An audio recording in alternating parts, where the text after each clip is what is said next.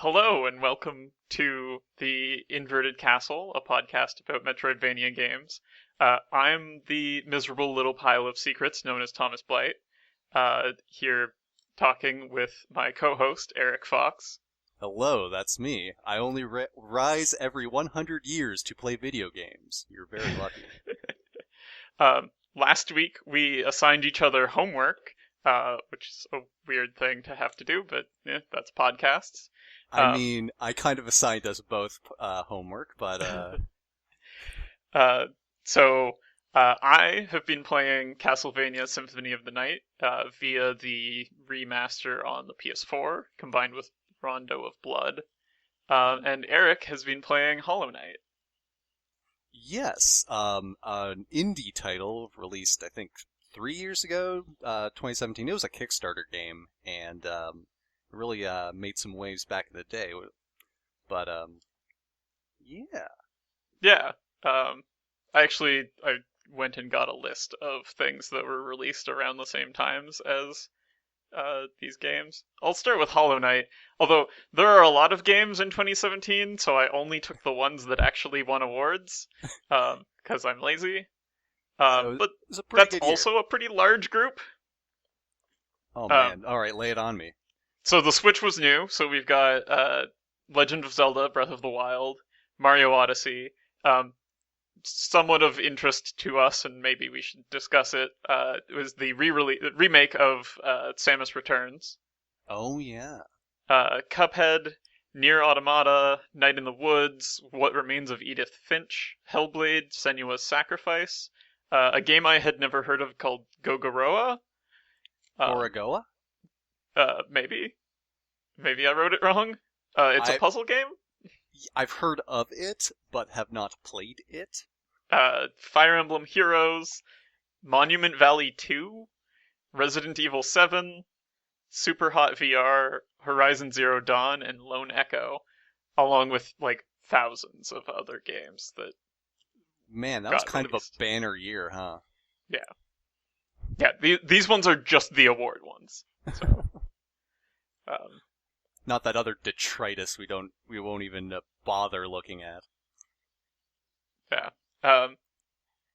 So yeah, what did you think of Hollow Knight overall? Okay, so I guess first to just describe what the game is. Like obviously Metroidvania, the name of the reason we're all here. But it has this very I don't know, desolate, dark feel. Like you play as a bug in a world of bugs, kind of exploring the ancient, forgotten kingdom of basically ascended, very almost an advanced civilization of bugs who more or less resemble our own, except their entire kingdom takes place underground, and so you're kind of exploring the ruins of them, kind of piecing together what brought about their destruction and what's the reason for their basically continuing to exist in this undead state. And you're just a little guy with a mask, and you fight with a nail. It's great. Yeah. I guess something that we should probably deal with up front. How much do you want to discuss spoilers? I was probably just gonna go straight for it. Yeah, I think it's going to be necessary to at least talk, but talk about spoilers, when we're getting into some of the more, I think, interesting aspects of the game. But spoilers are kind of weird because narrative spoilers I don't think are nearly as important as mechanical spoilers. In Metroidvania games in general, or for Hollow Knight? In general, but definitely for Hollow Knight, because Hollow Knight, if you've never heard of it before, tends to get mentioned in the same breath as Dark Souls. Mostly in the sense of there's at least one mechanic where dying is you lose all your currency and need to go back to where you died to get it back. And we'll talk about how I feel about that aspect. But also the way the narrative is presented is very vague, non-linear, lore-based, and many spaces intentionally left blank, which I think is there works for this style. But yeah, Yeah. It's kind of funny. I've heard people complain that Hollow Knight's not that similar to a Souls game and shouldn't be compared to them. And usually the comparison is made to Salt and Sanctuary, which I think is much more literally what if you took basically all of the mechanics from Dark Souls and put it into a Metroidvania. right. Yeah, like Hollow Knight doesn't have RPG mechanics, we'll say. Like, there are no stats. You do get better stuff that do more damage or do damage in other ways. But it's not, like, experience-based. Like, your currency is never really used. It's not used in the same way as experiences, like Souls are. But I feel like uh, there's a tension to playing this game that is very reminiscent of when you're playing a Souls game, mostly due to the how it punishes failure. You know, like if you die, you lose everything, and you need to get back to that point.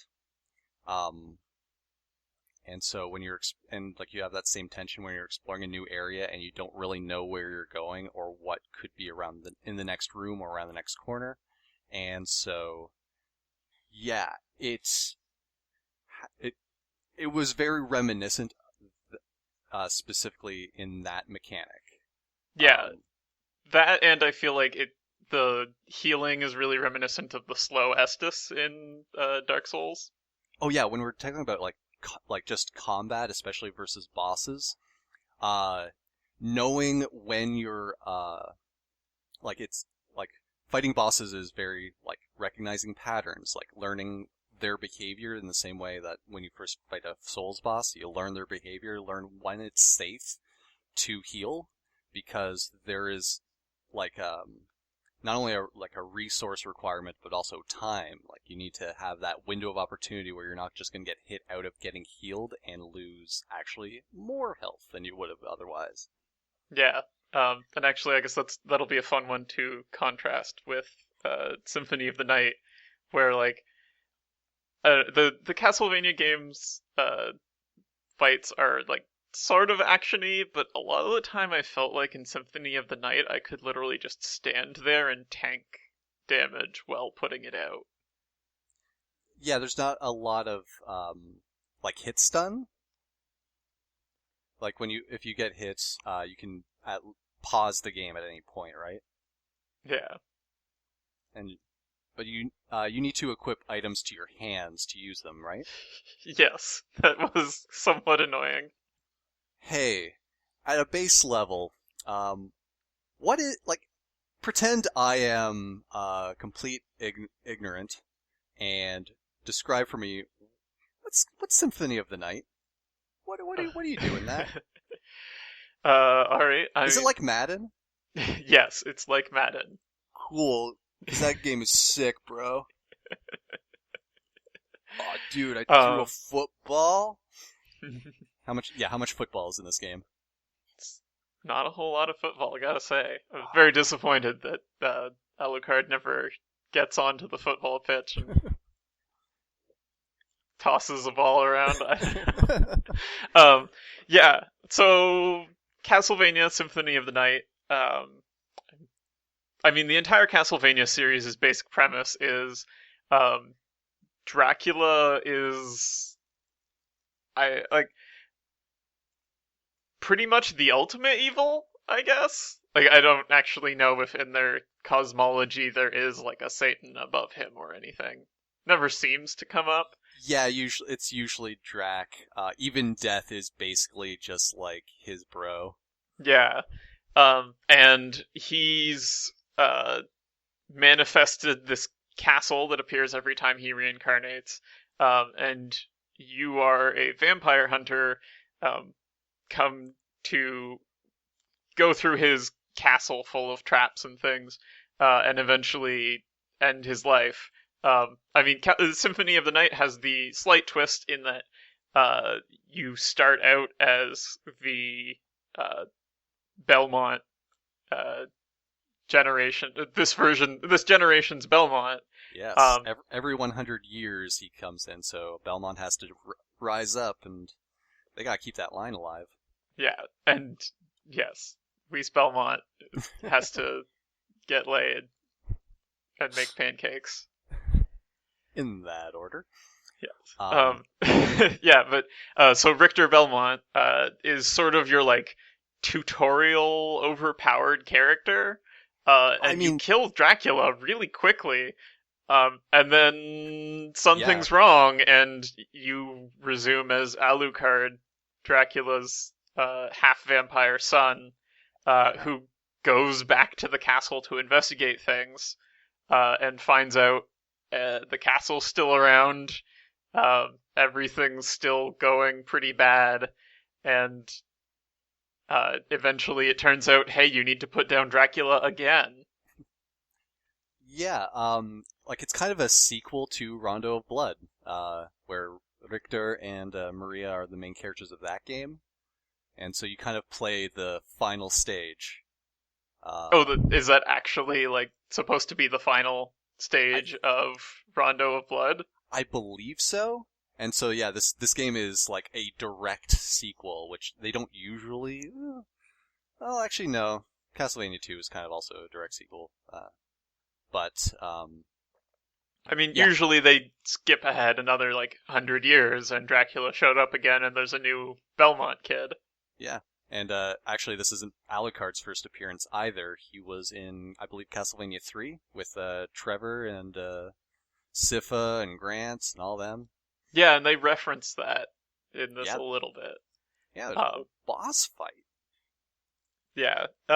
So yeah, definitely as like Symphony of the Night is like one of the codifiers. It's pretty big on the RPG elements, although I don't feel like they actually matter that much. I don't know, like the level up thing appears on you, and I assume that probably increased my health and defense, but I never really paid that much attention to it. Yeah, it's mostly oh, you have more health now. It's not as big of an impact as saying just finding better gear. Um, Yeah. But there was, yeah, definitely gear and equipment stuff going on. I guess so. Symphony originally released in 1997 for the Sony yes. PlayStation, and then later released for the Sega Saturn in 1998, which is kind of weird and random. But Yeah, I mean, games released in 1997 include Final Fantasy VII, Final Fantasy Tactics, GoldenEye 007, Mario yeah. Kart 64, Diablo, the Super Nintendo Harvest Moon, uh, Wild. Okay. Fallout. Yeah, it's weird looking at that. It was like, not the 64 one? Nope, the 64 one came like 2 years later.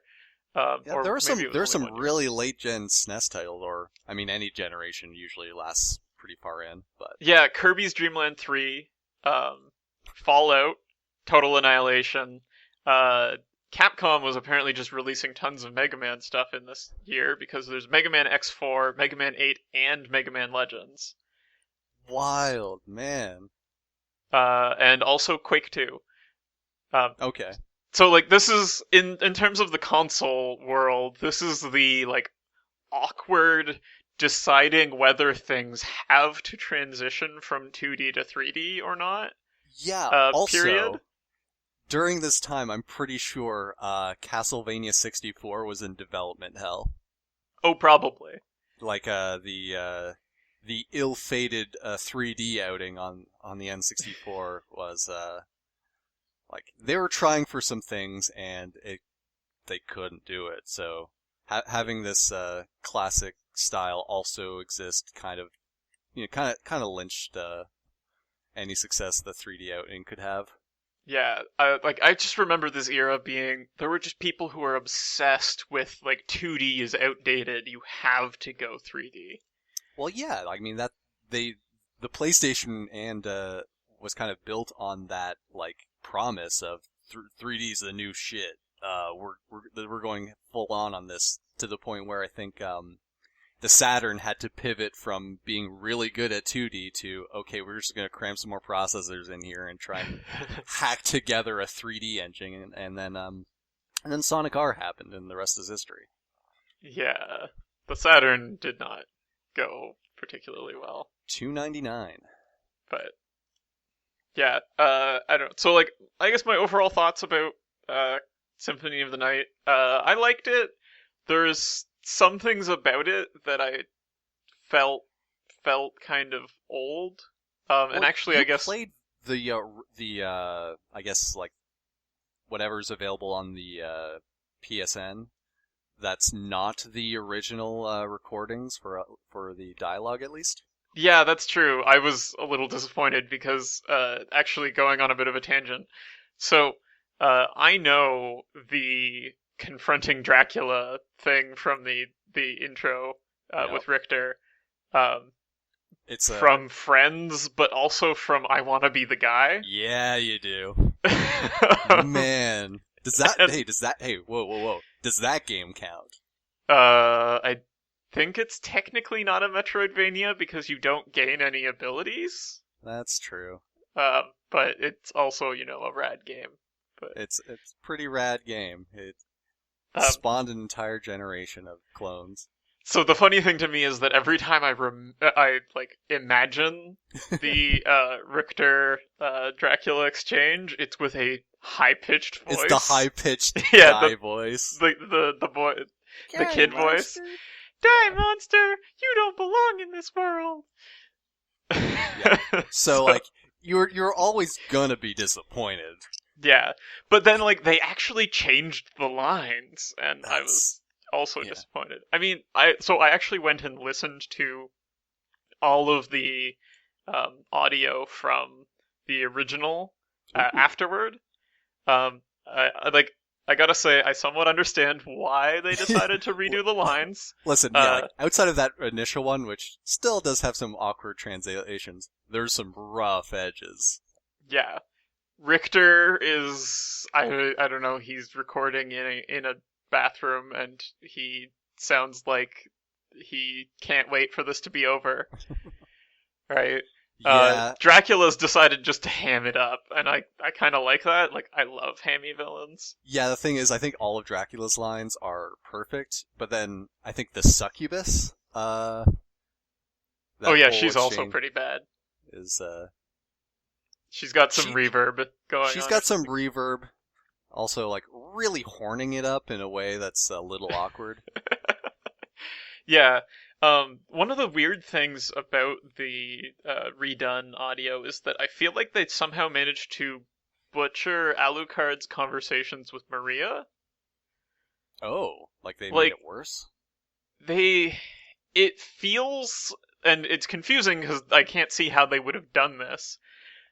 Maria's it a feels character like they, you meet throughout the castle, by the way. She's yeah, so yeah, there's this plot element in the game where Richter's kind of looks like he's taking control of the castle, which is weird because you just played as him killing Drac, and Maria's looking for him, and so the two of you meet up as you're trying to figure out what's going on. yeah, that's important context. Mm-hmm. Yeah, it's just, it felt like they were maybe retranslated independently of each other. So Oh. Alucard would say a line, and then Maria would respond to something he didn't say, or it wasn't quite meshing as a conversation. Yeah, you'll see that in some some of the more poor translations in general, where there'll be some context missing that is implied but isn't made clear with the English. Oh, and while I'm talking about the original audio, holy crap, that credits song was cheesy and 90s Yes. as hell. Oh man. I you don't do know. not expect that when you're coming off of a gothic horror, but oh man. Yeah, and it's not in the remaster. I I don't actually remember what the credits song was in the remaster, but there wasn't any vocals to it for one thing. Like you would want the option to have the original, like when you're playing a remaster, because to a certain extent that's what the game is, and hopefully a remaster would like kind of like at least have some level of preservation. Yeah. Oh, the other odd thing that they did, they cut all of the voice lines by the familiars. No. No. Yeah, it's really weird. I mean, there's not that many voice lines by the familiars, but for No, instance, but the imp's line when he presses a button for yeah, you, ooh, a switch. Why don't I press it and see? that's actually changed out to be an Alucard line. Does he still say the exact same thing? No, Oh. he just tells the imp to push that button for you or something like that. Like, it's pretty forgettable. See, yeah, like the worse is more interesting. It sticks in your memory. Yeah, yeah. Meanwhile, yeah, there's no spoken dialogue in Hollow Knight. That's true. It, I mean, there's the like weird pseudo-Japanese. yeah, they have a fake like language a bit like a voice clip every time you talk to somebody. Yeah, But like it's all like intentionally gibberish. ding ding, papa nada. Bapanada. Yeah, you hear that a lot if you're going back Yeah. to the map lady. Yep. Every time you go back to her. Yep. Or like I don't know, like Hornet's lines always sound like she's saying something in Japanese that I can't recognize. Yeah. Yeah. So yeah, like in Hollow Knight, there are a bunch of characters. Like they all have like unique designs. This was originally a Kickstarter game, so you'll eventually run into this place of just all of these gravestones showing the spirits of all of these unique bugs, which were clearly backer rewards. They got to design their own little bug OC, not unlike the paintings in Bloodstained. Oh, that's pretty cool. Are Yeah. the optional ghost bosses also people's OCs? I think at least one is. I'm not sure if all of them are. Um, they get that they kind of feel like that way. Hmm. But yeah, there's like a lot. It actually reminds me of another game that I think released either this year or late last year, Bug Fables. Another bug-based game which is decidedly more cheery. It takes its inspiration from Paper Mario, so there you go. But it also had like every NPC is a unique design. A lot of them being Kickstarter rewards for backers. But it does make this like yeah, there are no repeat NPCs. There are obviously repeat enemies, but it's it kind of fleshes out the world a little bit, especially when most of it is fairly bleak. Yeah. Well, that's pretty cool. Yeah, like yeah, for the most part in Symphony of the Night, it's just you, Maria, Richter, Drac, the merchant. Yeah, Yeah. Yeah, the librarian merchant. the librarian merchant, who I believe is just like, oh, I can't do that. And then Alucard says, I'll pay you. Just like, what do you need? Yeah, he's a little over the top in the remaster. Oh, he was over the top in the original. Yeah, that's fair. Yeah, and like, I don't know, it's kind of funny. It's been a while since I went back to an older game. It was like, Yes. sometimes older games just have a real dearth of like information or like interaction. I think there's something like 4 or 5 meetings with Maria Yep. total, and that's basically all of the plot you get, except for the succubus scene, which was And actually that's surprising to me. yeah. Um, so like I've watched the Castlevania Netflix series, Okay. and I kind of assumed that they had invented a lot of the like uh, tragic backstory from whole cloth. But no, it's in this game. which surprised me a lot. So Yeah. the succubus scene is that you use a suspicious-looking save point, Yeah. um, Have a which dream. brings you into a scene where a woman is being burned at the stake um, by a crowd of humans. This woman is apparently Alucard's mother, who at first tells him not to be angry and seek vengeance, and then switches immediately to like punish them, which is weird and awkward. That turns out Yep. to be um, the succubus taking over his dream and attempting to twist it. Um, Yeah. but yeah, so like his mom's name is Lisa. Yep. She apparently got with Dracula at some point. And Um, apparently, like, Drac was uh, a kind lover. yeah, Like, I think this is, like, the most sympathetic Dracula is ever in the series. yeah, and he's surprisingly like Christian. Yes, also. Like, the scene with the, I guess the other random scene was the scene with the like Catholic priest ghost, and I was like, wait, why does Dracula's castle have a chapel? Why does Dracula's castle have a confession booth with a Catholic priest ghost? Yeah. Uh, is is Dracula a devout Christian? It's environmental storytelling, baby. Yeah, It's, yeah, like, he's, also, like, I think at the very, very end, he's also, like, almost regrets his actions, like, oh, if only we could have been a family, my son. yeah, which is like also something that they kept very much in the Netflix Castlevania. Um, Yeah, because like after this, I'm pretty sure Dracula is pretty much just a, you know, either the embodiment of evil or just another character entirely. yeah. Oh, it's I don't know. It's just kind of funny because it's like there is a point where they probably could have just stopped fighting, but I don't know. I guess And Dracula is stubborn, and so is Alucard, and so they don't. They kill each other instead. yeah, I yeah. Well, I I don't mean, he has his true form. He wants you to despair. He's come this far, know. Yeah, and like it's got to be awkward. Like these people are estranged. Like it's got to be awkward coming back to your home, and then like your Uncle Death is just like, nah, you're not wanted here. Also, I'm gonna make you naked. Bye. yeah. That was a little weird. I wouldn't describe it as making you naked, but death is He definitely the he bag of took your spilling.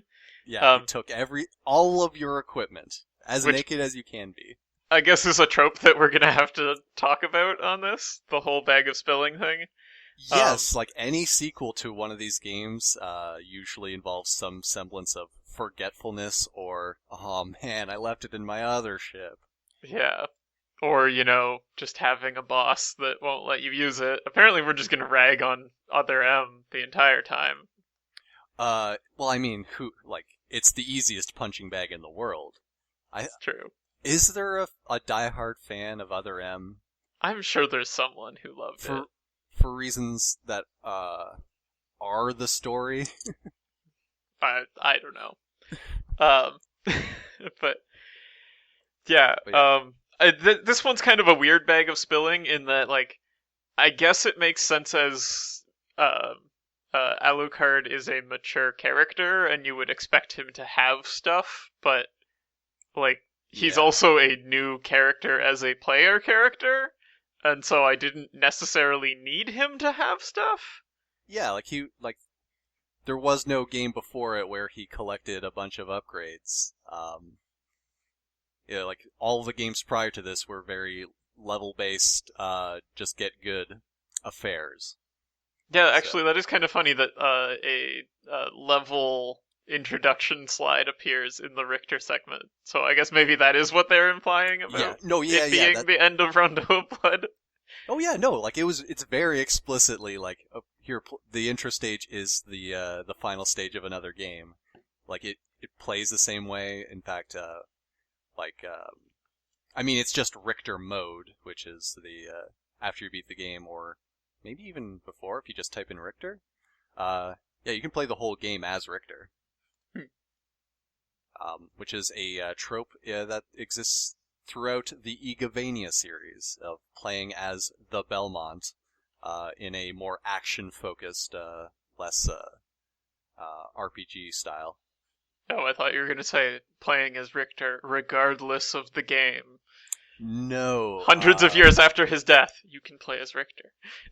I mean, it would make about as much sense. They tried to do like a vague story tie-in for at least the Sorrow duology, but you know, I guess like we talked a bunch about the story of Symphony of the Night. Switching to yes, Hollow Knight's story, I guess, yeah. do you feel like you understand Hollow Knight's story?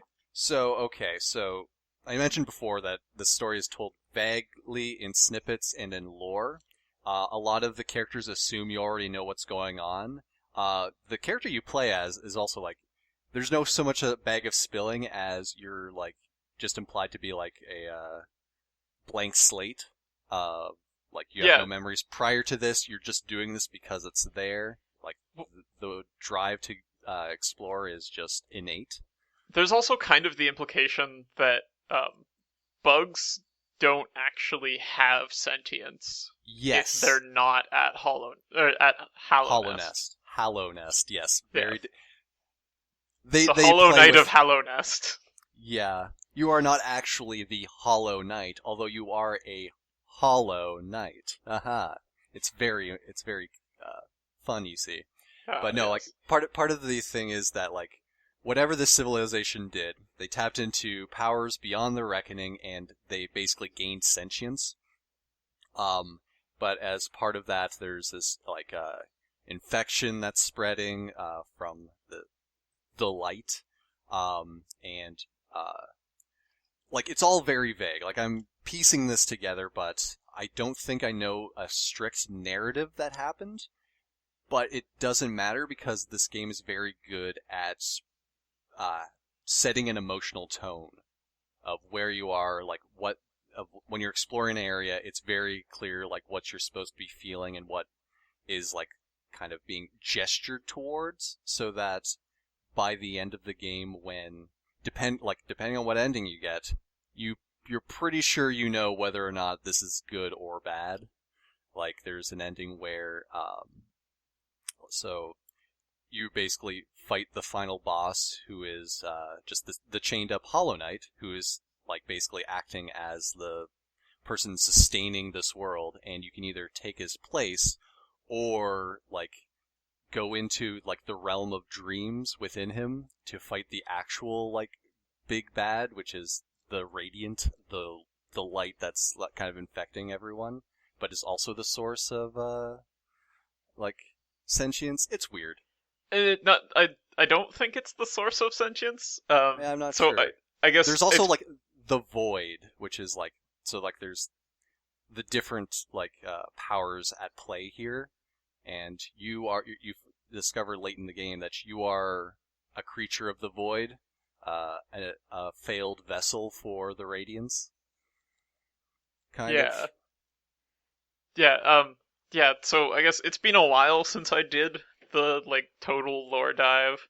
But the basics of the backstory, as I understand it, is that um, the there was a worm, a great worm, Yes.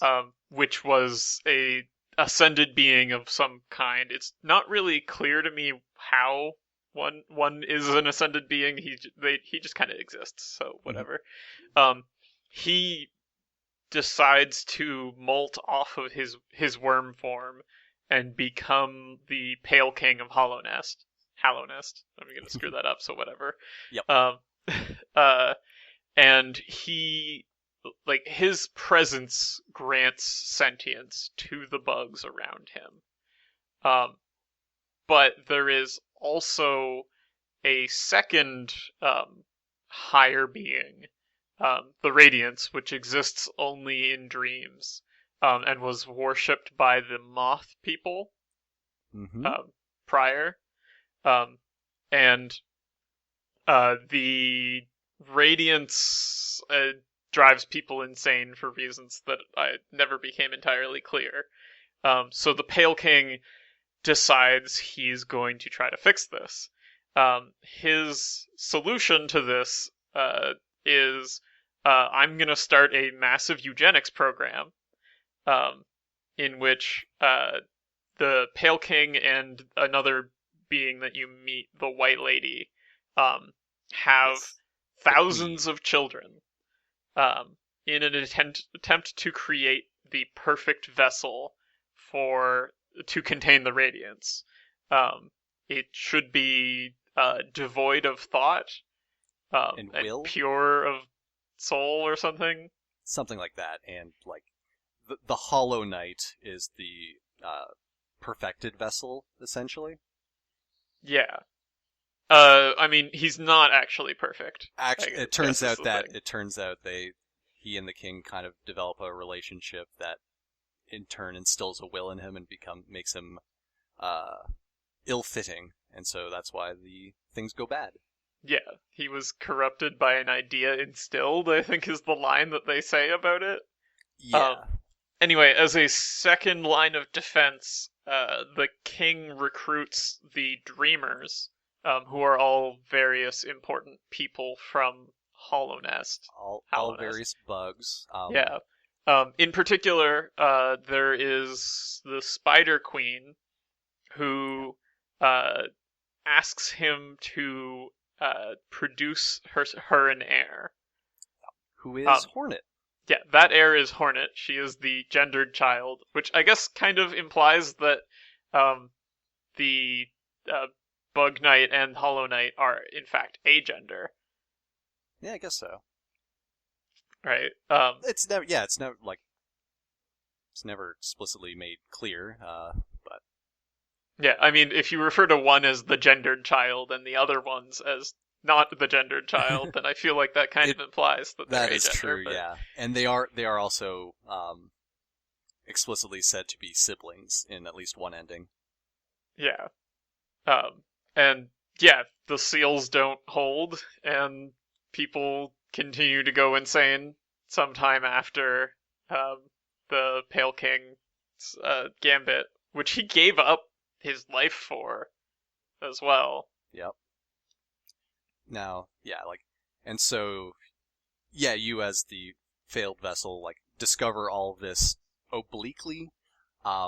But like, if you don't follow all of that, I'm firmly of the opinion that it doesn't really impact my enjoyment. And this kind of goes back to its comparison to Dark Souls, which is another game where if you're not reading all of the lore and piecing it together, the actual narrative doesn't make a lot of sense beyond like broad concepts and like touchstones.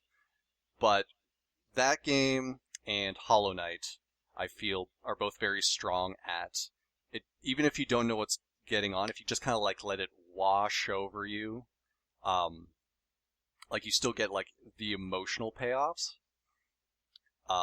Like everything that's being implied is still pretty clear, even if the exact mechanics of how this is coming about, you just don't know. It doesn't matter.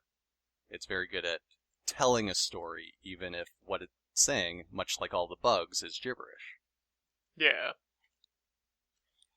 I don't know. Like I really enjoyed it, even like I didn't spend time on the wiki, but I did read every bit of dialogue and all the different like lore stones spread throughout that you get enough of the gist.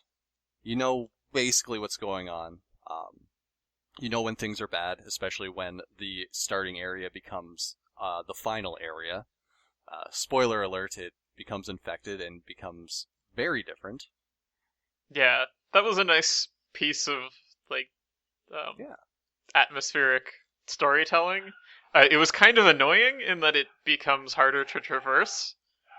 Yes, but at that point, it's a lot easier to traverse the entire world anyway, that you don't really need to go back there as a main hub. That's fair. I remember just I hadn't done the flower side quest yet, Oh, When I let's did talk that, about let's talk about the worst quest in the game, the flower subquest. yeah, the flower is obnoxious. So yeah, there's an NPC in a fairly late area that It's the very far right of the map, yeah just that for future reference. gives you a a delicate flower. This flower is so delicate that it can't be fast traveled with. Yeah, it will be destroyed if you use the fast travel. Even there was an update that gave you like a warp. It's essentially Furor's Wind, where you can set a warp point and then go back there at any point. Yeah. It also gets destroyed with that. It also gets destroyed if you take damage ever. Yep. And so the NPC tasks you to take this to a grave on the exact left side of the map. You cannot use fast travel, you cannot take damage. Go. Yeah, it's annoying. The easy way to do it is actually to run the entire thing backwards, without touching any benches, Yes. because then the enemies are still dead. So you run it backwards to him, pick up the flower, run it forwards. Yep. Did you know that you can give that flower to a bunch of other NPCs? I found out about that later. Yeah, unfortunately, that's something you have to do before completing it regularly, I think. Maybe you can pick up other flowers from him or the grave. I don't remember. You pick them up from the grave, I read. Yeah, okay. Yeah. But yeah, you can give it to, like, the Elder Bug. The Up in Elderbug, the White city. Lady, there's an NPC from the last sort of free expansion that they did, Godmaster. There's someone in there that you can give it to, but I think you can only access her past like a gauntlet of bosses. So don't quote me on that, but that feels like something they would do. Yeah, just get good. Don't like get touched by the bosses, and Don't you'll get keep touched the by flower. the bosses. Also, yeah, giving the flower to that God Seeker is will unlock a different ending, or at least a variation on the ending from Godmaster. Yeah, I didn't actually go back and do those endings once Godmaster dropped. I guess I should at some point. There's a whole bunch of content in there. There is a lot of content that got added to this game post-release for free, which is like very heartening to see. Some of it is fairly seamless. Like there's like an area called the Hive that got added, I believe. Oh, that was actually DLC stuff? I think so. At least At least there's a boss that was labeled as it was made in like it was one of the very earliest updates. But yeah, there's that. There's like the upgrade to your dream sword, which is how you read dreams, enter dreams. That's the Ferrari's wind ability. Apparently, was an update. But yeah, kind of surprising. Like, yeah, the whole like boss rush mode is actually just like both variations on the bosses you fought. You can fight harder versions of all of them individually, but also in the boss rush, there's new bosses added. So it's a very combat-centered update that I decided I was not about. yeah, that's fair. It certainly looks intense. And I've never gone back and played it. Yeah, I was playing, I guess, in between when the Hive was added and when the Grim Troop was added. I think the Grim Troop was added pretty around the time that I beat the game, and so I probably could have gone and figured out what all that was about. Yeah, the Grim Troop was actually like pretty well hidden. Like I almost didn't activate it at all, because you need to get to this one like bonfire place and know to hit this one thing enough times to like basically start the bonfire and bring them in, and then they just kind of set up shop near the starting area. Yeah. And then yeah, there's a choice to be made on whether to fight a super boss or banish them and get a different charm reward. which actually, yeah. Speaking of charms, this game is like basically that's your equipment decision making is like these optional boosts to various things that you can equip. One of which is knowing where you are on the map. Yeah, the Uh, map stuff is kind of interesting. I don't know that I actually cared that much about it. I I rocked loved the it. compass for a lot of the game. I loved its implementation of until you find the guy who draws the maps, you will not have a map of that area, and he only gives you like the basically the critical path. And when you're exploring, until you find like the rest area, the bench, you're not like constantly updating the map, so you're still um, you don't have a map of the area the first time through ever. And I enjoyed that immensely. I enjoyed not constantly referencing a map, like focusing more on like the rooms at hand, knowing that okay, this is probably the critical path, so going the side areas first, and it really helped with keeping my mental map up and not just relying on the one given to you by the game. Yeah, I suppose so. I don't know. I don't know. I I feel like like there were a couple areas where I just did not find Conifer for a really long time. I think I actually had to look some up to how to find I him. didn't have that problem. I think except for the Fog Canyon, the one with all the jellyfish. Oh But yeah, that's Fog Canyon, you get it like at the end of the game. yeah, no, you get it like after like basically completing the area. Um, but like the area is not all that complicated anyway, and so that was the only time that I had a problem finding him because usually like he'll leave like pages behind and you'll hear him humming, so you know which room he's in. And I don't know, I never found it to be all that problematic, but I'm just God's gift to gamers, so you know. Uh, Yes, clearly. I'm not going Yeah, to say that that's going to be everyone's experience, like but I like the capacity to get lost because then it makes me when I don't, I feel like haha. yeah, and I think if you do finish an area without finding him, and I don't know what the definition of finish is here, I'm gonna go with fight Yeah, the major boss. you Then can just go and buy it from his wife yeah, back on the surface. yeah, I don't think I ever actually did that, but I think it was like I explored an entire area and then found him like right at the end a couple times. It's like, oh, Yeah, I'm just dumb.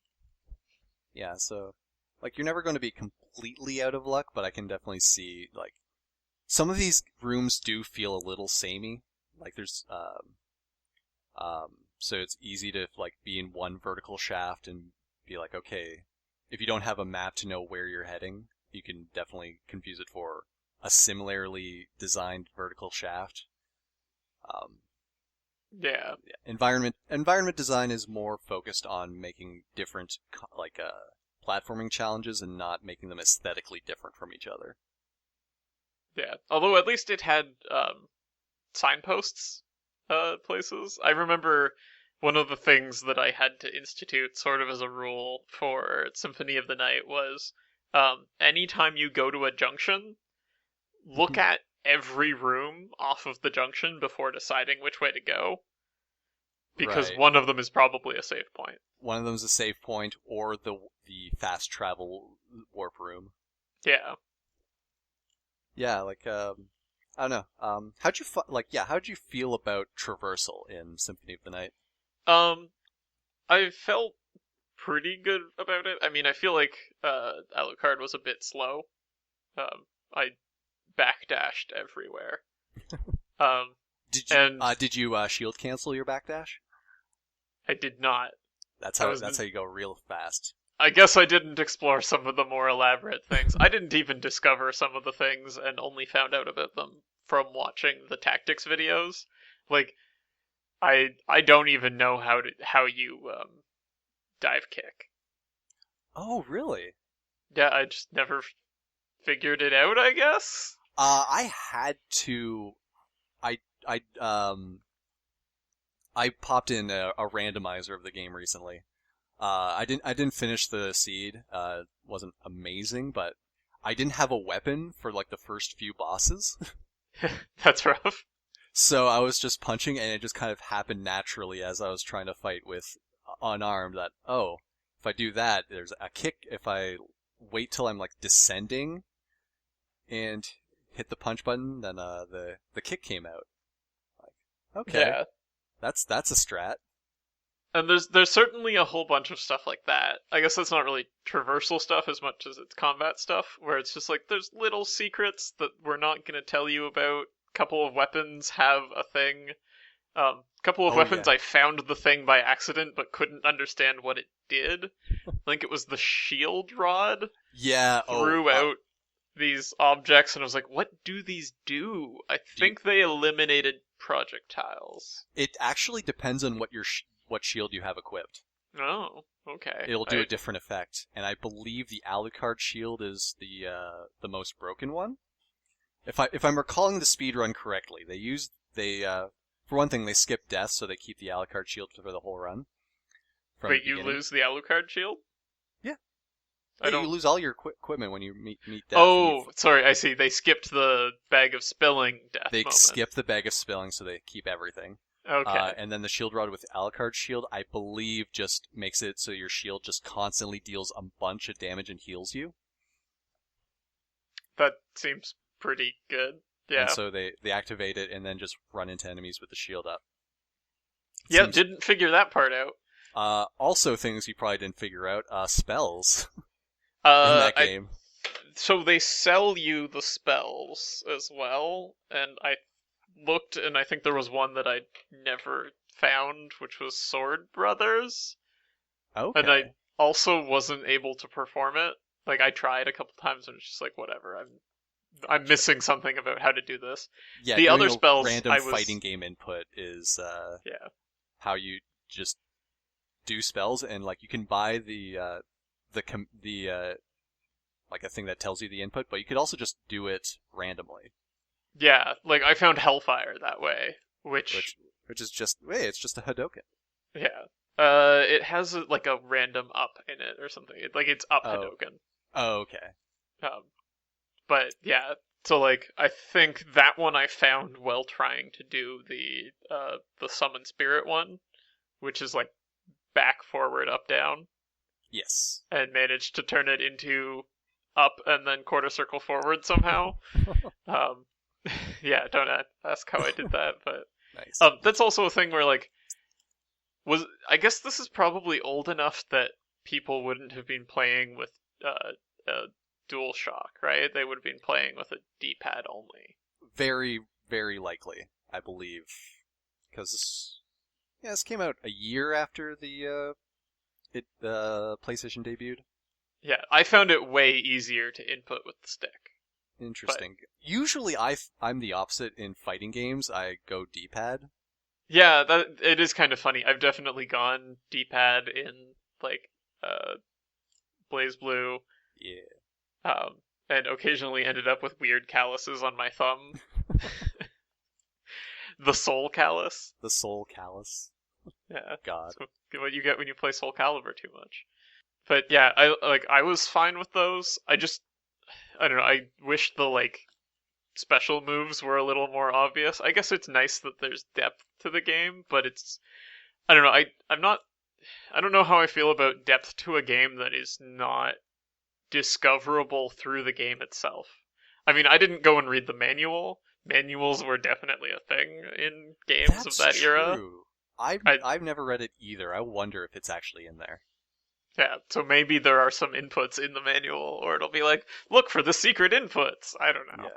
But it's like also not most weapons I don't think have a specialty to it. It's usually just the like later uh like unique or more unique weapons that do. Yeah. And like maybe that would have made the variety of weapons feel a little more interesting because there was a real problem where there was not very much call to switch weapons. Right. You Like kind of just have something that's good enough to one shot everything you see. yeah, in particular I feel like the two-hand weapons should have had something more unique. Like I think they remedy that in later games in this franchise where like two-hand weapons have a different swing. Yeah, two-hander like Not all of them. Like, there's actually like a lot of variation, but you'll see ones that have like a vertical arc, so you hit things above you as well. Yeah. Also, I guess the controversial move to never have Alucard use whips, because I guess Alucard doesn't use whips. I mean, he's part vampire. You can't wield the vampire killer. That's true, but like you can still pick up a whip and slap people with it. I don't know. No, too many bad memories. He's got some Uh, things he's working through. getting back on track on the traversal stuff. Yes. That's actually something that I was a little disappointed about, specifically in relation to the inverted castle. Ah. So I guess explaining the inverted castle, halfway through the game, you fight Richter in Dracula's like lair, dressing room. The classic, Yeah. the Dracula's room at the top of the stairs. Yeah, the classic final boss scene, and the game can actually end there. And I was surprised by how much of a like not clearly the bad end that was. I was like, oh, well, that's kind of underwhelming. I wonder how many people played Yeah. that game, hit Richter, and were just like, oh, okay, Yeah. it's over now, I guess, and then just like brought it back to the rental place or something. Um, but Yeah. if like, you do things right and find all of the stuff, then the game continues on from there. And yeah, you don't kill Richter, who, like, oh man, the big mystery around him is that he's being controlled by this other guy named Shaft. yeah, also Shaft is such a ridiculous name. Shut your mouth. It like for this world, I feel like Shaft does not really make sense as a name. It just sounds like a superhero or rapper superhero. Like, yeah, like, there's already a guy named Shaft in media. Yeah. We cannot dig this. It's very, it brings you out of it when all you can think of when you're fighting this dark priest is, he's a complicated man who no one understands him but his woman. Yeah. But yeah, getting back to that. So then the clouds open up. There's an inverted castle, which I think the game actually refers to as the reverse castle. So, oh no, we named our podcast Oh wrong. no. No one calls it the reverse castle. Yeah. And you go there and you're walking on the ceilings of all the rooms. The layout is the exact same. There are some more, like, things to navigate through, but not like substantially changed. Like there's some things that will hurt you in some of the rooms. Yeah. And I was a little disappointed in that just because you already have all of the important traversal options at that point. In Yeah, particular, having the bat. Yeah, actually, yeah. To say it's like takes place like halfway through the game is kind of like not technically true. Like in terms of pure map completion, yes, but you can effectively go anywhere you want. Yeah. There's nothing really stopping you going through the inverted castle except, I guess, late bosses that you're supposed to fight later just being too weak, I guess. Yeah, although you do need to get 5 specific relics in the inverted castle to open up Dracula. I mean, I guess at that point it's very open-ended kind of exploration where, like, there's no critical path as clearly as there was before, so you can just kind of do any of those 5 in any order, basically. Yeah, it's just like with the bat form, I just didn't find the exploration that like interesting. Like I feel like there was an opportunity there where it's like, oh, we've actually very cleverly crafted the ceilings of every place that you've ever been to make for an interesting experience the opposite way around, right? Yeah. What I feel like I got was just turn into a bat everywhere. Like, oh, this jump is actually too large even for your super jump. Turn into a bat. Which, by the way, it also never explained the super jump. Yeah, it doesn't. And I think I had to look it up. And like, but I got the super jump after getting the. You have to get the super jump after getting the bat, Right. because you need the bat to get to it. So it's just like, oh, I don't know what was the point of this. I mean, Why you would can super jump in the air. can you? Yep. You can just keep doing it over and over again. Oh, okay. Something Yeah. I didn't try. I just assumed you had to be grounded to jump, even though Nope. there's a double jump in this game. Yeah. But yeah, Um, yeah, you get to do the bat form and the dog form. yeah, the wolf form is, I don't know, it's odd in that it's entirely unnecessary in terms of the game making you progress with it. There was maybe one place where you can fit through with the wolf form, but the bat form is the same size. Also does exactly that. The wolf form is kind of useless. There's also mist form to get through grates. That's Yeah, true. how is that translated? If you walked into a grate that you didn't have the form for yet. It just says mist could pass through or something. Oh man, in the original it just says mist could pass. It might have been something like it might have been that exact wording Oh actually. man, it's just But a like one of those things where like yeah, it's technically true, but also like no native English speaker would say that unless they're talking about its like report card. yeah, that's true. Yeah, I don't know. So like I was just a little disappointed in that it would have been nice, I think, for me for the inverted castle to have additional like exploration challenge as well, Yeah, and I it think didn't. I think it's very much a like very like late game like in terms of development. Like okay, this is like it's a cool thing if you're not expecting it, but clearly not enough development time was put into it. Yeah, and most of the bosses in there are also not that interesting. Like I don't know. This is also sort of a thing of like games allowing you to play them in a way that takes the fun out of them.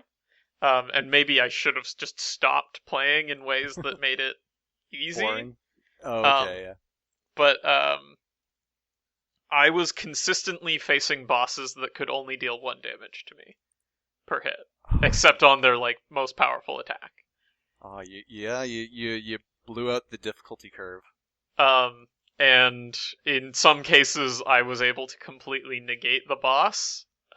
So for instance, there's two doppelganger fights, right? One in Yes. the regular castle, one in the One inverted very castle, early, one in very different late. places.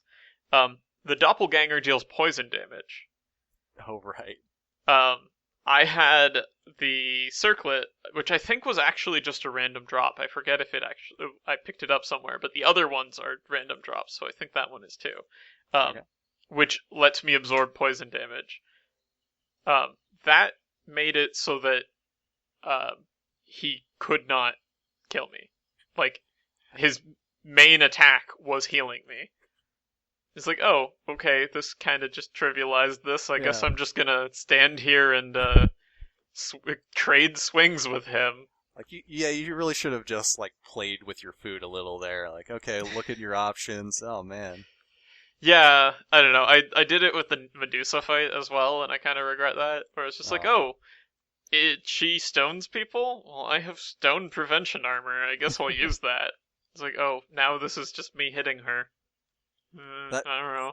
that's a shame that like yeah, it's not so much like allowing you to play in a boring way, but for making it pretty clear that the optimal way to beat this is fairly boring. Yeah, Like doing anything else would just make it take longer or yeah. and I mean, like, it's also my fault because I used these tactics, right? I could have Mhm. just not. Yeah, Um, like I don't think on a first playthrough you should be resorting to challenge mode, like challenge run tactics. Like I think you were sending me a book report every couple of days on how far you're getting through this. I remember. You know, like I was playing through Hollow Knight. Like you might not even known I'd even purchased the game, and I just kind of dropped on you. Yep, done. I was not aware. Yes, you were definitely tight-lipped. Do you prefer that? Got to Uh, save these book reports for the podcast. I wasn't sure. I didn't mind you basically spoiling your feelings for it towards me, but I don't know, like when I was playing it, I was kind of like in the zone, and like I didn't feel like saying anything because I felt like, oh yeah, next time I play, I'm just gonna be well past that, so it didn't matter. But anyway, you had mentioned like, yeah, I'm finding these like fights to be pretty easy, and I'm just like, hey, okay, next boss, consumables only. Bet you can't. And then you did it apparently. It did take like all of my consumables, but yes, it was a little silly. Which boss was it again? It was Trevor, Sypha. Right. Why can't I remember the last guy's name? Grant. Yeah. Yeah. And yeah, it was just like, okay, I have all these consumables. I guess I'm just gonna throw them at them. Uh, I very nearly ran out. I think I took out Grant and Sypha at the same time with the power of Sire. Oh wow. I was like, I think I'm out after this one. But Oh no, my challenge run. yeah, um, but yeah, like there was in the inverted castle, the one boss that gave me challenge was I can't remember his name, and I really should. In the inverse catacombs, so top right, and he's got a whole ton of lightning attacks. Yes, and he's like a big, like pharaoh looking dude. Or Yeah, no? he's Nasus from League of Legends. There it is. Yeah, yeah. Yeah. Yeah, he was. I mean, he was just annoying for one thing because he constantly hit stuns. Yep. Based on the like tactics video, I should have been able to absorb lightning, and that would have trivialized him. Well, there's one boss you didn't trivialize, so. But he at least dealt a solid amount with the like 9 or so orbs of lightning that he chucks at you. Um, and so like that one, I actually had to get good at dodging those. Okay. Um, yeah, I don't know. A lot of the rest of them, I felt like I just kind of no soul. Like death was just because of the way that I explored the last of the necessary relic bosses to fight. Yep. And I was just kind of like, oh, That's it's fitting. over. Yeah. Like, yeah, like that's like just spawns a bunch of scythes to throw at you. Or is that a different Yeah, game I'm thinking? Okay. yeah, pretty much. He's got two forms, but they both kind of just throw scythes at you. And like, I honestly didn't see that much of him because I was able to kill him before much happened. So, I don't know. Yeah. What was your favorite boss then? Uh, Granfaloon? That weird mass of bodies that drops bodies all the time. And then Yeah, I mean, I didn't really understand what was going on with that, but after you destroy the layer of bodies, it's like, this weird tentacle thing underneath. yeah, this tentacle laser thing. Yeah, Um, that boss shows up in I think most of the Igavania games past that in some capacity. It's usually called Legion, I believe. yeah, that makes a lot more sense for I a have name no for that. idea where Grand Falloon came from. I did actually look it up. It comes from Vonnegut. Okay. A Granfaloon is a social group of people that has no connecting reason to be a social group. Interesting. Well, yeah, it's just a mass of bodies. Yeah. That. It's a pretty fun one. I think if you ever get the spell Soul Steal, bust that fight wide open. I did get the spell Soul Steal, but very late. I could Okay. see how that would bust that fight wide open. Because it has multiple segments and then also all the bodies on the floor, and Soul Steal just hits everything on the screen for holy damage, which I believe it's weak to. Just like, so every segment will just get hit by a bunch of damage and heal you, and just kind of do that a couple of times. Yeah, Richter was also pretty fun. Although like I figured out ways to make him fairly easy eventually. You can But exploit like his AI. the first time I fought him, he was actually pretty hard, and he was actually interesting in that that was a fight that forced me to use Mist Form in combat, Ooh, which I yeah, hadn't really been doing. okay. Yeah, so like the first fight, like if you don't have the glasses and can't see Can't see Shaft's orb, the um, shaft balls. Yeah, so you like damage him a bunch and when you go to phase 2, and phase 2 starts with like holy rain, right? Uh, yeah, yeah. And the only way to dodge that is to go into mist form. Which is an option should always have. Yeah, but I was definitely not Yeah. like using that very much. Um, the forms are kind of interesting as a battlefield tactic, and maybe going into bat form might have been more interesting a bunch of the time. Probably not until you get the attack with the echo, Oh, just right, because yeah. it's so much more rapid than the fireball. The fireball is trash. Yeah. And I never really mixed the ghost the like either dash into a fight, which I guess I could have. Also, doesn't explain to you how to do the wolf dash. Maybe that's a viable spell at Maybe, some point. or maybe it's in the manual. Maybe, but it's just like I don't know. The wolf form is just weird. It's the one very useful thing about it is that the wolf can swim, and so that was important for full map completion. Doggy paddle. Yeah, because the inverted lake, in order to get the map squares actually cleared, I had to turn into Oh, the wolf and swim up to the like highest corner I could get to. gee. Like, and you don't really get much for like full map completion. Yeah, I mean, I was just doing it for shits and giggles because I could. Nice. I because I was playing on the PS4, I did get Chivos. So the and some of the Chivos are kind of weird. Like for instance, the one for fighting Succubus is called "You're Tearing Me Apart," as in Okay. it's a reference to the room because Yeah. your mom's name is His Lisa. mom's name is Lisa. That's weird. Like a weird reference to make for that game and that scene in particular. Yeah, that's the tone of the Chivos in general. Is that they're all sort of these weird, not quite Totally in consistent with the game. yeah consistent with the game universe's stuff of just like pop culture references. It would be more fitting if they kept the original Hammy like dialogue. Yeah, I don't know. Like going back to Hollow Knight, just in terms of its traversal, it's a game where you get the double jump pretty late, or at least I did.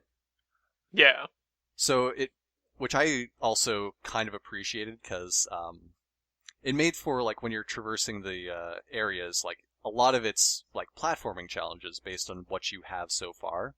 So you'll get the wall jump way early. Like I think it's like it was the second upgrade I got. yeah. I think I went. No, it was the You dash. pretty much have to get the dash first, although there is ways to sequence break. Yep. And then you typically get the wall jump second.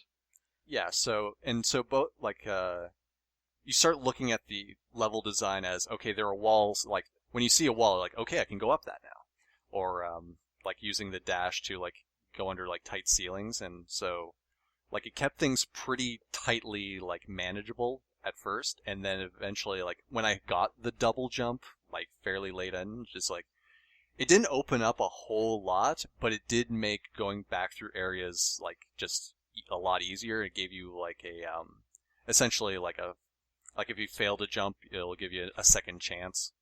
Um, but it's yeah, like you only get, and that's it for vertical traversal is wall jump and double jump. You don't get any way to fly. You can bounce off of enemies, which is great when you're going through and trying to be like fast and stylish. The trying to hit an enemy below you bounces you up, so you can continue to do that to get across certain areas. Oh yeah, Uh, pogoing is also super important in any sequence breaking, because you can also pogo off of spikes. I didn't know that. So I any never place that there tried. are spikes and you can wall jump between them, if you're really good, you can also pogo between them. Interesting. Okay. Yeah, like I knew there were certain like invulnerable enemies you'd pogo across, but I didn't know you could actually do that against environmental hazards. I think it's only the spikes. Okay. Well, yeah, Uh, it wouldn't make sense to like acid. Try. yeah, you can't pogo acid. Damn. Um. Yeah, I guess actually, like since we're talking about that, do you like when they stay a little more grounded, or do you like when the movement abilities give you a lot of freedom to like go wherever in within the rooms? Um. For the most part, I like them to stay fairly tightly designed. Like, the idea where like your dash is only left or right, and it goes a set distance, so that there's a very late stage that's all platforming challenges. I think it's called the White Palace. Yeah. Um, that was probably my favorite like single like section of the game because it was just like the um Oh, and all uh of those buzzsaws can be pogoed, I believe. yes. That one I did find out actually, but like I didn't make much use of it. Like spamming a button when I knew my time had come. But like I guess it was became like it was just a very good like platforming challenge rather than like something that's like more. It was a puzzle to be solved rather than a free form like oh just try and get there any way you can. Um, I think late game Metroidvanias do like should do pretty good about what the fuck was that sentence? They benefit from having all of the options available to you. You can go wherever you want. But the way Hollow Knight specifically was designed is that what I had was enough to get anywhere I wanted to go. So I think it's more or less I'd prefer it if as long as it's designed around the movement options you've got well, um, then I think it doesn't matter. But I appreciate knowing exactly what my options are at any given time. Yeah. Bringing in yet a third game. Have you played either of the Ori games? This is Ori and the Blind Forest and Ori and the Will of the Wisps. I have not played either, actually. Okay, they're pretty good. They're very platform focused in comparison to most Metroidvanias. I guess Metroid, you might say, is a little more on the platforming side than Castle. I feel. Yes, definitely more than Castlevania. But like they they have this thing where they give you, especially the second one, they give you so many platforming abilities that I realized at some point that I wasn't even using some of them. Oh, wow. So like at the point where you can air dash, triple jump, uh, they have this mechanic called bash where you can, I guess, almost like a time stop grapple of a projectile or an enemy, Yeah, and then I've seen direct that. where you or where they go. The second one also allows you to throw a projectile that you can then bash off of. Wild. Um, and so like at some point I was like, I have never hit the glide button. Or like I used the glide button for the one thing that required it because I didn't have the triple jump yet or something, and now I'm never going to do this again. Yeah. Yeah, that's one thing in like for Hollow Knight is that I don't think any of the abilities like overlap each other too much. They more or less like they complement each other a lot better, so that I'm using all of them all the time. Yeah, I mean, I guess we could say the shadow dash, but that's an upgrade of the existing ability. It's an So upgrade of the existing dash. It gets through. It essentially acts as a key for a couple of areas, but otherwise, it's actually more or less a combat upgrade more than a traversal one. yeah, Because you could also, hey, you can equip a charm to make it deal damage as well. yeah, and that was also something that's pretty nice about Hollow Knight's setup is like everything, with the exception of I guess the crystal mega dash thing, Yes, um, is a combat enhancing upgrade. as well. Yeah, like there are times when you want to stay in the air a bit longer, double jump over really tall attacks, stuff like that. But yeah, no, it's Yeah. it's very cohesively designed in a way that I really appreciate, instead of having things sequestered into their respective pods. Yeah. Actually, um, it occurs to me that Hollow Knight also has spells.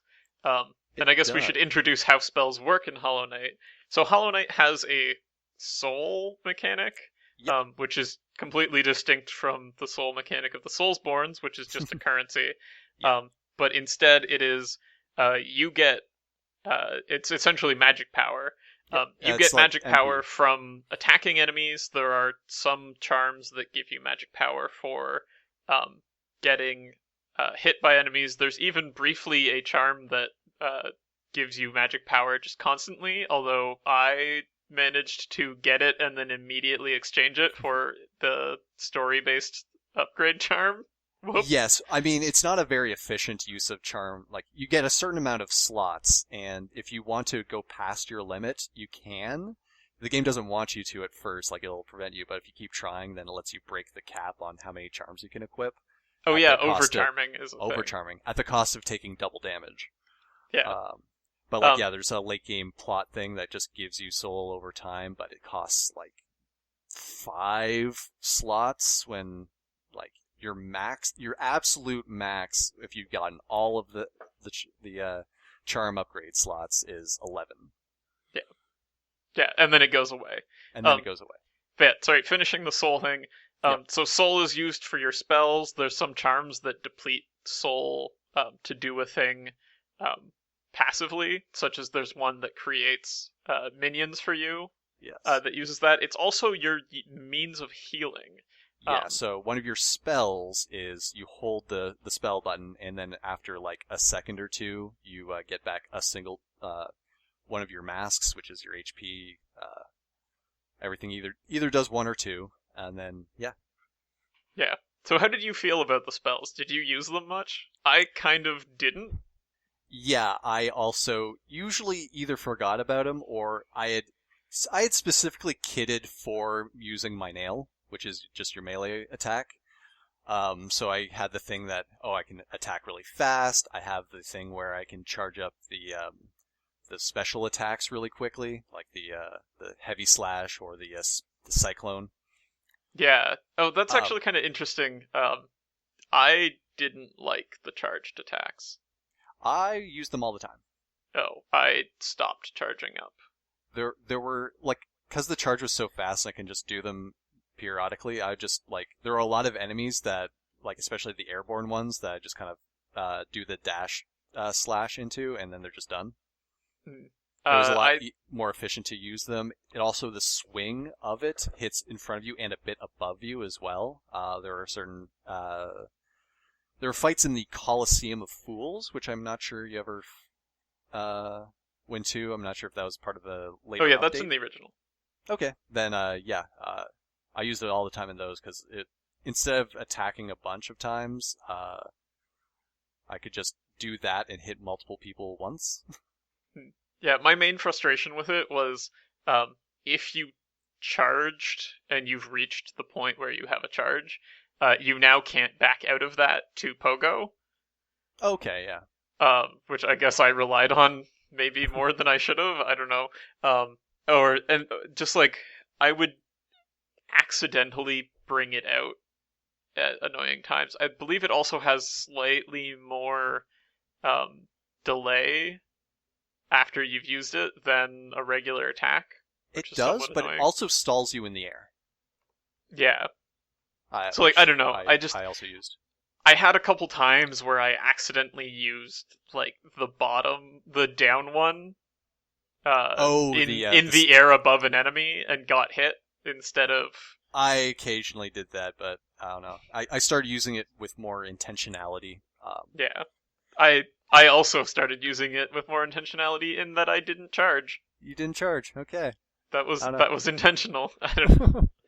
But yeah, I don't I know. also kind of neglected the spells, and it would be kind of interesting to go through and try to force myself to use the spells more. Like, yeah, you can definitely like make your kit geared towards it. Like, there's charms that boost spell damage, charms that'll make you get soul back a lot faster. Yeah. I did use the Abyss Shriek, which is there's one spell that just like you yell really loud and then all the spirits above you deal damage. It's like one of the best like attacking moves for above you to some for some distance. And then when you get the upgraded version of that, I felt that it was actually dealing quite a bit of damage Yeah, for it's its quite cost. strong. I just always forgot to use it. Yeah, again, like I was more focused on hitting with nail, which was a lot of fun. I Yeah. think all the bosses in this game were fun to fight, were fun to nail duel. Mhm. Um, I can't think of a single boss that I felt was actually just like unfun to fight. Uh, yeah, I'm like none of them were really that like all of them felt pretty fair. I Yeah, guess I didn't find any of them frustrating. Um, People usually say something like the Watcher Knights, I think, no, that was fine. which they're just like a lot to juggle because there's like two or three of them at any given time I attacking had you. it at max 2. I think. So there's a thing you can do if you find a secret area is drop a chandelier on one of them before the Oh, fight starts. huh. Interesting. I don't think Which I knew about that. I found it before I entered the arena, and then I figured that out like posthumously, I guess. So I only ever fought 2, but also it was like one of the last things I did in the game. So I think I had a not a fully upgraded nail, but a penultimate nail. No, I think I was doing them pretty aggressively close to the first could fight them. Oh, I And did it the was a pretty difficult fight. actually that was one of the things is that like you get to a point where it just marks on your map. Okay, here are the 3 watchers. You got to do it, or no, 3 dreamers. One of which is the watcher. And it marks it on the map. And then I spent as long as possible explicitly not going to those places.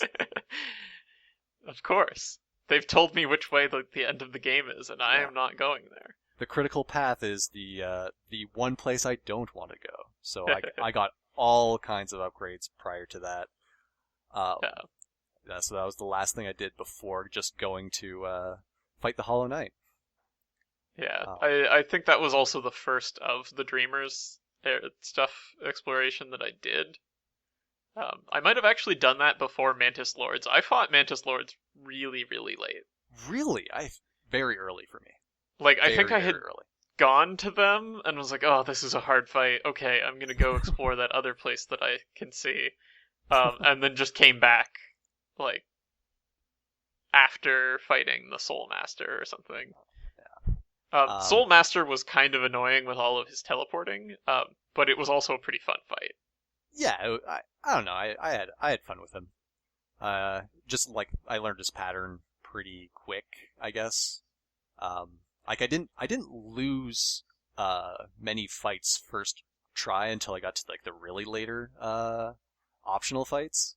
No, look at me. I'm Eric. I'm so I'm good. just giving context from my experience. I'm sure if someone didn't get as lucky, because there were some times where I was on 1 HP and barely survived because I was trying to heal through with the Balder Shell, which is just it gives you like not terribly strong attacks won't hurt you if you're trying to heal.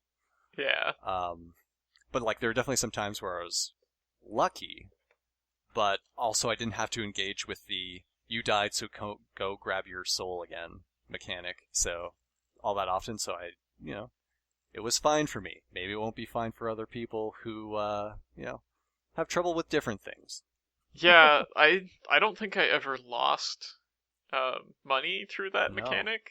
and at a certain point, I had no more use for money. Yeah, that also definitely happens. Um, but Um, uh, I don't know. I had definitely had much more trouble with bosses than you apparently.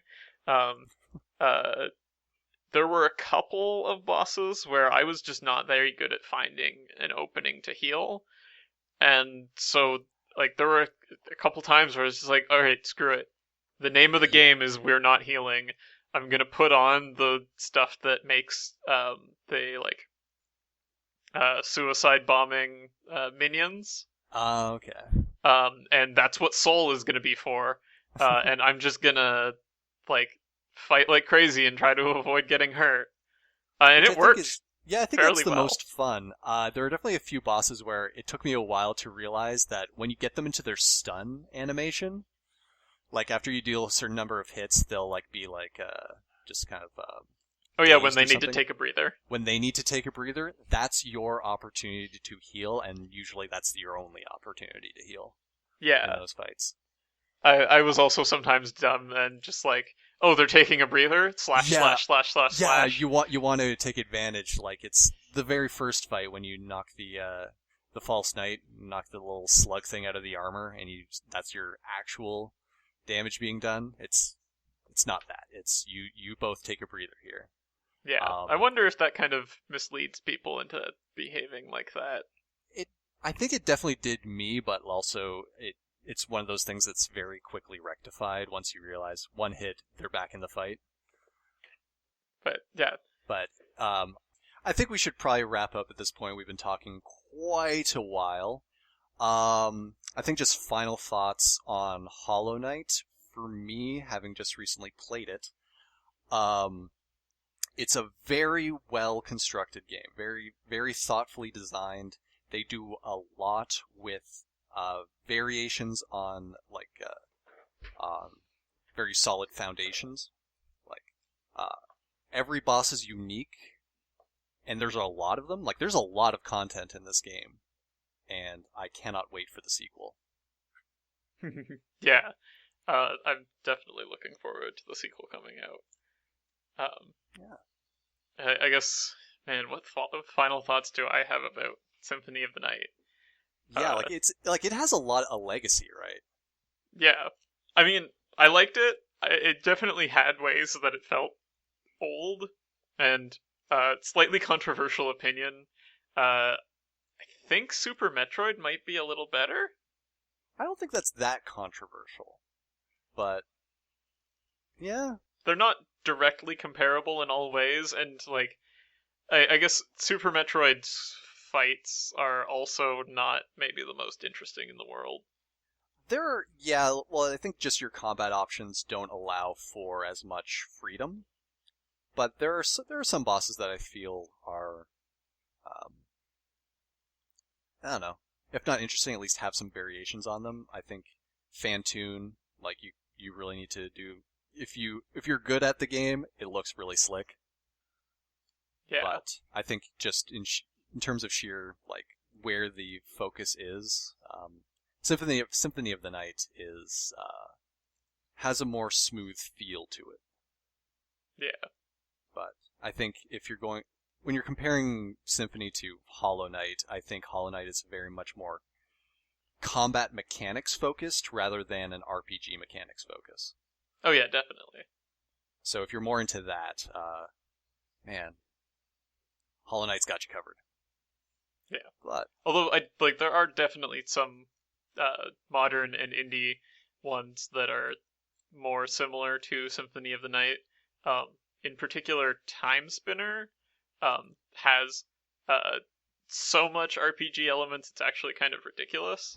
I have not Um, played Time Spinner. every one of your weapons also levels up, Oh, wild. which is maybe not a good thing. I don't know. Well, I guess if we ever go through that, we'll talk about it when we talk Sure. about Yeah, I'd love to have more context. it. But yeah, overall, like I liked Symphony of the Night. Is it still It was worth playing pretty in good. 2020? I think it's worth playing in 2020. Okay. I guess following up, what do we want to do next time? I was kind of thinking, uh, let's both delve into some weird precursor game that we've never heard of before. Okay. Um, I'm down. Uh, so I have on my list of games to play, I have three games that came before the original Metroid. Dragon Um, Slayer 2 Xanadu, Brain Breaker, and the Portopia Serial Murder Case. yeah. I haven't Um, heard of any of these. so I I was doing research on this. Portopia isn't considered a Metroidvania, but apparently has some elements that are vaguely familiar. Yeah. But Brainbreaker and Dragon Slayer 2 Xanadu apparently do. Interesting. So I don't know. Let's try one of them. Are Let's we both going to play the same one? Yeah, let's go for the same one this All time. right. Yeah, so we don't like at least for this episode, we had both at least played both games. So even though it had been a while since I played Symphony, I still knew stuff. Same with Hollow Knight. So let's do a deep dive into one of the classics here. Yeah. All right. I'll let you make a decision here since I did the last one. Let's do Dragon Slayer 2 Xanadu. We'll see All what right. that's like. We're starting with a sequel too. That's wild. That's fair. I'm sure that it's going to matter very much, that context from the first game that we don't have. We can always just look it up on a wiki. But yeah, so All right. wrapping up, what do we even say when we leave? Well, I it guess needs. this has been an episode of The Inverted Castle. I'm Tom, I'm Eric. and oh, you know what? I've got to sign off for this one. Oh, all right. But enough talk. Have at you!